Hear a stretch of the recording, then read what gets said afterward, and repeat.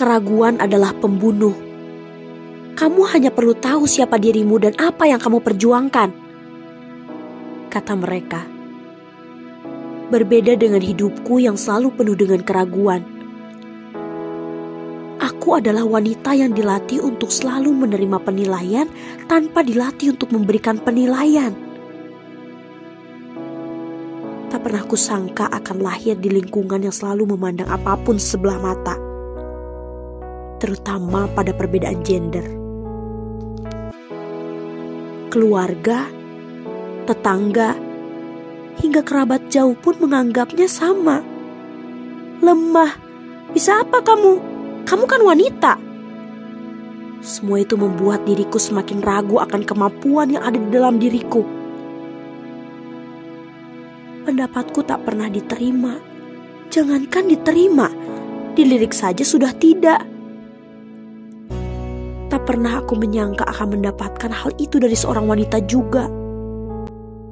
Ternyata aku juga mendapatkan banyak perbandingan dari wanita di sekitar lingkungannya. Dari lingkungan sekolah, lingkungan kerja, bahkan lingkungan keluarga. Banyak yang melarang.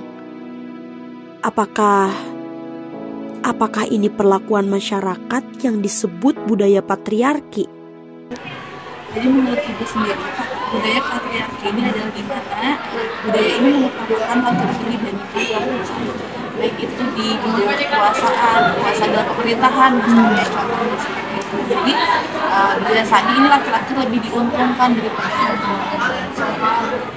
Contoh-contohnya yang paling dekat dengan kehidupan sehari-hari aja, kalau misalnya dalam keluarga misalnya nih, biasanya istri ini tidak punya hak, biasa dibilangnya seperti itu ya, tidak punya hak untuk mengutarakan keinginannya, jadi dia harus nurut sama laki-laki. Terus misalnya kalau zaman dulu perempuan tidak usah sekolah tinggi-tinggi karena kerjanya tuh biasanya di rumah untuk jadi rumah tangga aja.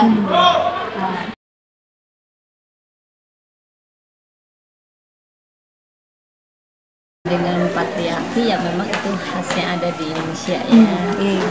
Sebenarnya di Islam itu ar-rijalu qawwamuna 'alan nisa, laki-laki itu berhak untuk memimpin, bukan menguasai, berpimpin terhadap perempuan itu dalam rumah tangga ya. Adapun untuk patriarki di Indonesia malah lebih ke bahwa perempuan itu cukup saja di rumah. Yang berhak untuk maju itu laki-laki. Anak perempuan itu udah aja nanti juga dibawa suami.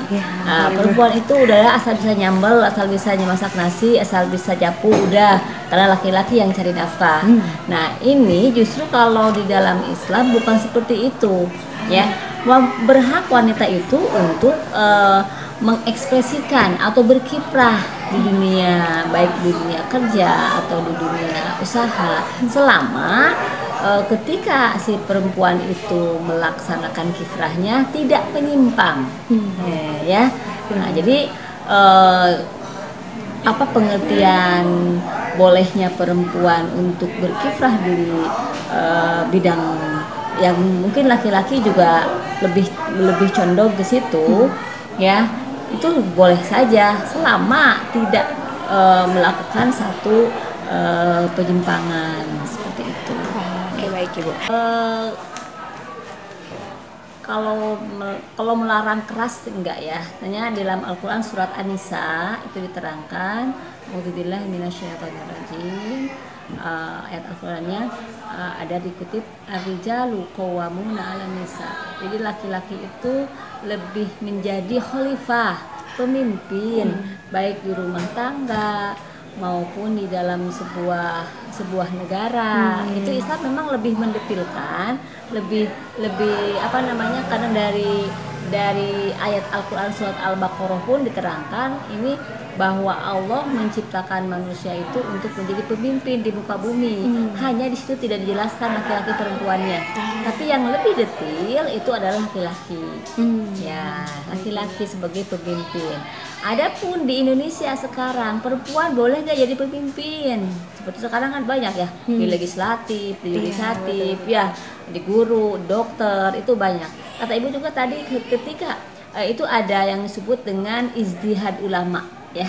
Ijtihad ulama apa namanya, membolehkan perempuan untuk berkiprah di dunia apa namanya, dunia usaha, dunia pekerjaan ya. Nah, kenapa? Karena kan di alam ini tidak hanya laki-laki saja yang ada perempuan. Ketika harus ditangani kesehatan oleh laki-laki semua, perempuan itu harus bisa. Apalagi kan dengan di Islam harus ada perempuan. Ya sebenarnya kalau di negara Islam sendiri justru ada hijabnya, ada pemisahan. Perempuan dari mulai kepala sekolah perempuan, guru perempuan, misalnya perempuan, semua perempuan. Laki-laki juga sama begitu. Nah, jadi Islam tidak melarang untuk apa namanya, patriarkinya tidak seperti perempuan nggak boleh gitu kan.